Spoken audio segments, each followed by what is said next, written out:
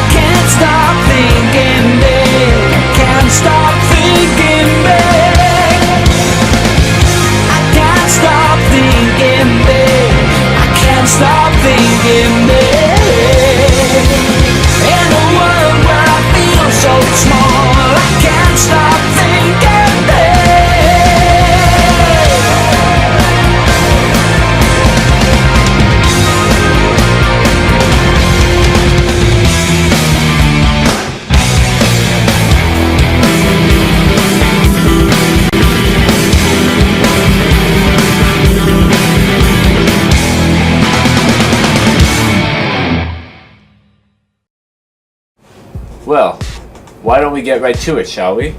Upon returning from his university class, protagonist Caleb Prentice returns to his university campus dorm to find that a girl's been murdered in his bed. That's an unlucky place to have some girl murdered. Out of every single dorm room in the entire university, it had to have been your bed during the winter break this girl had been murdered in. Now, most of the dorm itself is keeping this murder quiet, and Caleb Prentice, the protagonist I just mentioned, feels that it's his own duty to seek out the true,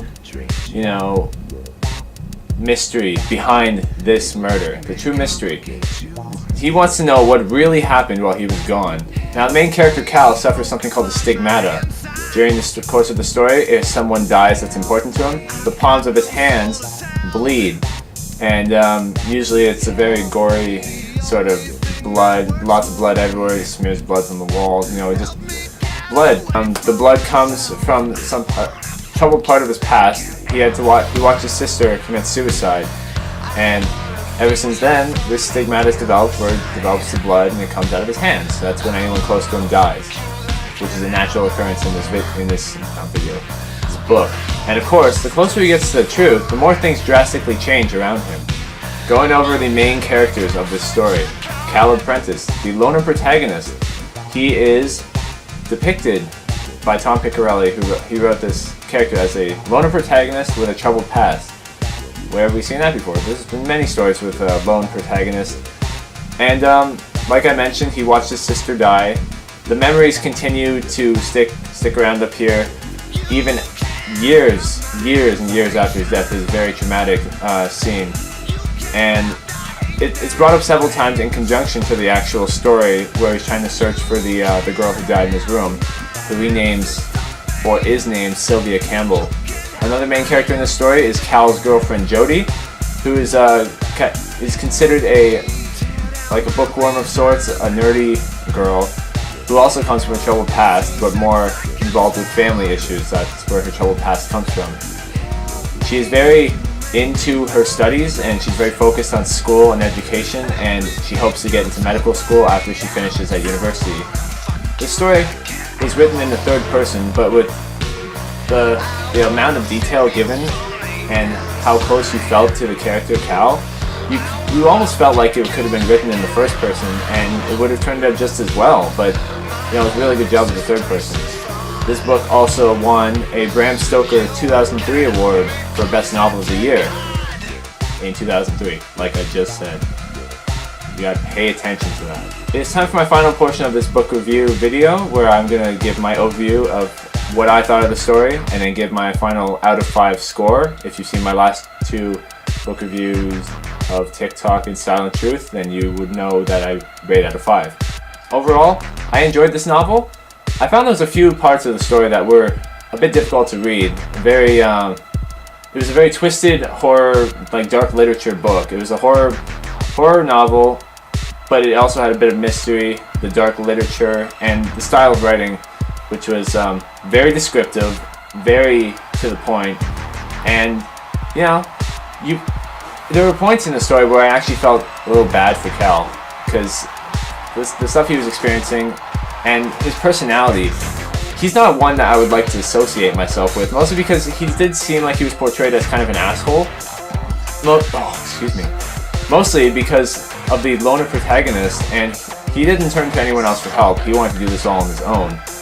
His girlfriend Jody accepted that, and even though she's got her own little case and she's a weird character, but Cal had a very mellow, somber attitude about him, and I don't know. I wouldn't say that I would associate myself with him personally. I'm sure he's a great guy, but he just, when I read this and when I read his friends, like when I talked to him, he just seemed very mellow. He seemed very serious, and that just like I would hate to have a friend like that who's always so serious. It was often chilling how calm he was, even in the most difficult situations, which is also, I guess, another addition to his loner protagonist role and how serious he was as a character.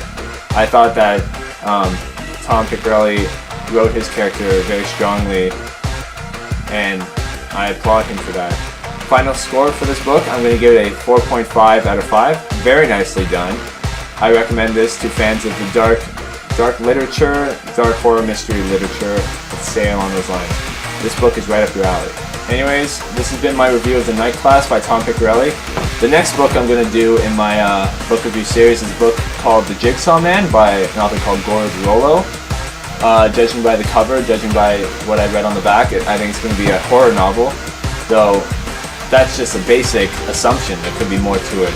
Like, I thought this was going to be something like Silent Hill, just by reading the back and seeing the front cover, but it turned out to be a lot more than that. So, next book review, Jigsaw Man by Gord Rollo. I hope you enjoyed this book review of Night Class. I recommend you get it. Remember, I gave it a 4.5 out of 5.